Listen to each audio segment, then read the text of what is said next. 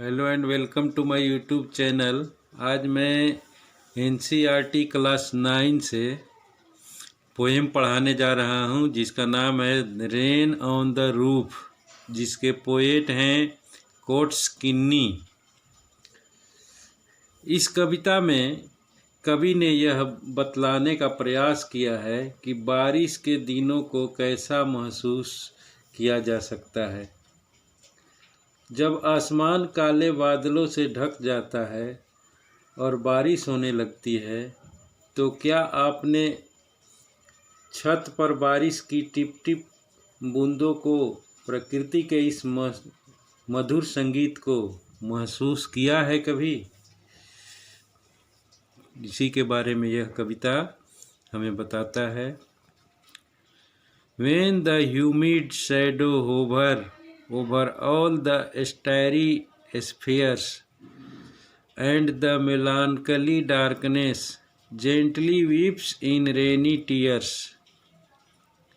what a bliss to press the pillow of a cottage chamber bed and lie listening to the patter of the soft rain overhead। Word meaning के रूप में देख लेते हैं। Word meaning, humid shadow का मतलब यहाँ पर है घने काले पानी से भरे बादल। सेकेंड लाइन में स्टैरी स्फेयर्स, इसका मतलब होता है रात्रि के समय तारों से भरी हुई आसमान। मेलानकली डार्कनेस का मतलब उदासी से भरा हुआ अंधेरा। ओवर, हैंगिंग ओवर, लटका हुआ। पैटर का मतलब बारिश की आवाज़, टिप टिप बूंदे। अब आइए, when the humid shadow hover over all the starry spheres and melancholy darkness gently weeps in rainy tears. घने बादल नमी से भरे हुए आसमान में उमड़ घुमड़ रहे हैं और बारिश की बूंदें गिरती हुई अंधेरा की उदासी को पोंछ रही है। जेंटली वीप्स, पोंछ रही है। इसको ऐसा महसूस हो रहा है जैसे कि बारिश की बूंदें आंसुओं के रूप में है। यहाँ कभी बारिश की बूंदों की तुलना आंसुओं से की है जो कि गिर रहा है उदासी भरे अंधेरी आसमान से। What a bliss to press the pillow of a cottage chamber bed and lie listening to patter of soft rain overhead। यह आशीर्वाद से कम नहीं है। What a bliss to press the pillow, कि वह अपनी झोपड़ी में बेड पर पड़ा हुआ है। प्रेस द पिलो, तकिया को दबाए हुए। एंड लाई लिसनिंग, और पड़ा हुआ है और ध्यानपूर्वक सुन रहा है बारिश के टिप टिप के आवाज़, जो कि उसके अपने छप्पर पर पड़ रही बारिश की बूंदों को महसूस कर रहा है। अब आइए सेकेंड स्टैंजा की ओर चलते हैं। Every tinkle on the shingles has an echo in the heart and a thousand dreamy fancies into busy being a start and a thousand recollections weave their air threads into woof as I listen to the patter of the rain upon the roof. Word meaning देख लेते हैं। Tinkle, tinkle का मतलब बारिश की बूंदे। Shingles, चौकोर tiles वाली छप्पर, शिंगल्स। इको, प्रतिध्वनि। उफ, उफ का मतलब धागा। ड्रीमी फैंसीज, ड्रीमी फैंसीज का मतलब स्वप्न की कल्पनाएं। इन लाइनों के माध्यम से कभी महसूस कर रहा है कि बारिश की बूंदों की ध्वनि उसके दिमाग में नए स्वप्न पैदा कर रही है। अपने अतीत के पुराने दिनों को याद कर रहा है कभी अपने स्वप्न के माध्यम से। Every tinkle,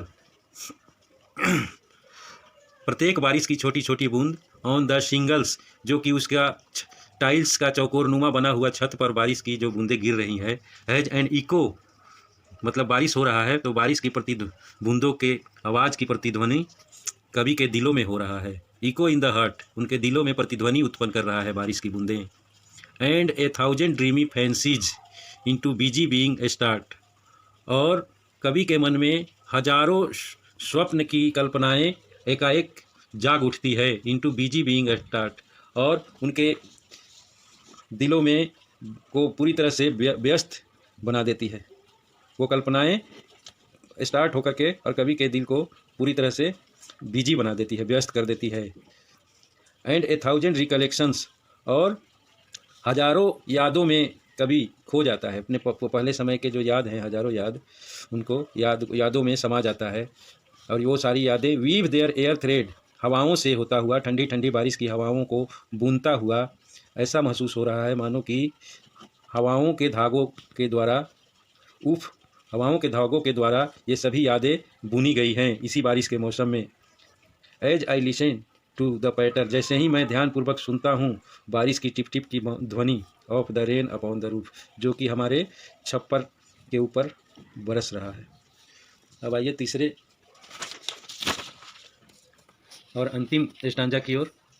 now in memory comes my mother as she used in years agone to regard the darling dreamers she left them till the dawn. O I feel her fond look on me as I list to this refrain which is played upon the shingles by the patter of the rain। इन लाइनों में, अंतिम stanza की इन लाइनों में कवि अपनी माँ को याद करता है जो अब जीवित नहीं है। बारिश के समय उनका ख्याल रखती थी, जो कि उनको बारिश के समय में ख्याल रखती थी। कवि यह महसूस कर रहा है कि उनकी माँ अब भी उनका देखभाल कर रही है, जो बारिश की टिप टिप की ध्वनि से गीत सुना रही है। वह जब तक इस ध्वनि को सुनता है वह अतीत की यादों में खो जाता है और अपनी माँ को याद करता है। नाउ इन मेमोरी, अभी वह बारिश की टिप टिप ध्वनि में वह यादों के झरोखों में चला जाता है और उन यादों में कभी अपनी माँ को याद करता है, माँ की याद आती है। As she used in agone years agone, word meaning है अर बिफोर, जिसका मतलब पहले होता है, dawn daybreak, list listen ध्यानपूर्वक सुनना, रिफ्रेन बारिश की ध्वनि, एगोन ओल्ड डेज पुराने दिनों। तो कभी को बारिश की बूंदों के बीच अपनी माँ की याद आती है, जो कि उनका हमेशा याद करती थी पुराने दिनों में, ओल्ड डेज में। To regard the darling dreamers, अपनी प्रिय सपनों को याद करता हुआ पहले, she left them till the dawn, दिन के अंतराल में, दिनों के बीच जो छुट्टी है उसके अंतराल में वह अब तक उनका ख्याल रख रही है। प्रत्येक दिन समय निकाल कर वह उनका ख्याल अब भी रख रही है। ओ आई फील हर, कभी उनको महसूस कर सकते हैं बहुतायत रूप में, जो कि लुक ऑन मी, जो कि उनका ख्याल रखती हैं। As I list to this refrain, जैसे ही मैं बारिश की बूंदों को ध्यानपूर्वक सुनता हूँ, बारिश की ध्वनि को ध्यानपूर्वक सुनता हूँ। Which is played upon the singles, जो कि ये बारिश की ध्वनि, टिप टिप की ध्वनि म्यूजिक की तरह बजता हुआ उनके चौकोर छप्पर जो कि टाइल्स का है, उनकी बूंदें बारिश में सुनाई पड़ रही है। Thank you for watching.